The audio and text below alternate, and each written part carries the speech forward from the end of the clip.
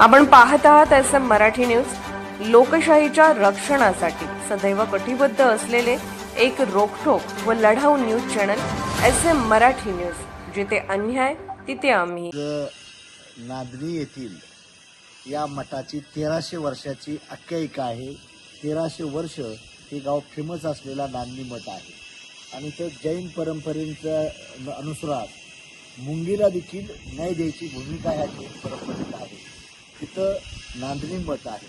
त्या नांदणी मठाचं एक 100वे वर्ष चालू होत आहे।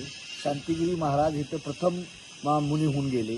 त्यांची 71वी पुण्यतिथी जयंती आहे आणि गेली 40 वर्ष माधुरी नावाची हत्तीम इथं राहत होती। ती पंचगंगा नदीत पोहायला जात होती। तिथले 20-25 गावातली लोक सर्व शेतकरी बांधव तिच्यावर प्रेम करत होते, लेकीप्रमाणे, बहिणीप्रमाणे, आईप्रमाणे।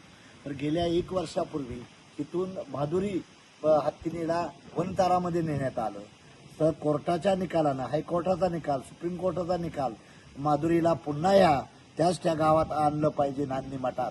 त्यासाठी आदरणीय राजू शेट्टीच्या नेतृत्वाखाली 1 दिवसाचं उपवासाचं आंदोलन आलेलं आहे। त्याला मी स्वतः राष्ट्रीय समाज पक्षाचा अध्यक्ष महादेव जानकर, माझा पक्ष ह्या आंदोलनात सहभागी आहे। सकाळपासून आम्ही उपवास धरलेला आहे आणि ह्या गावकऱ्यांची, आसपासच्या परिसराची, इथल्या जनतेची इच्छा आहे, तमाम जनतेची, की माधुरी पुन्हा आमच्या गावात माहेराला आली पाहिजे, सासूरवाला आली पाहिजे अशी अपेक्षा व्यक्त करतोय।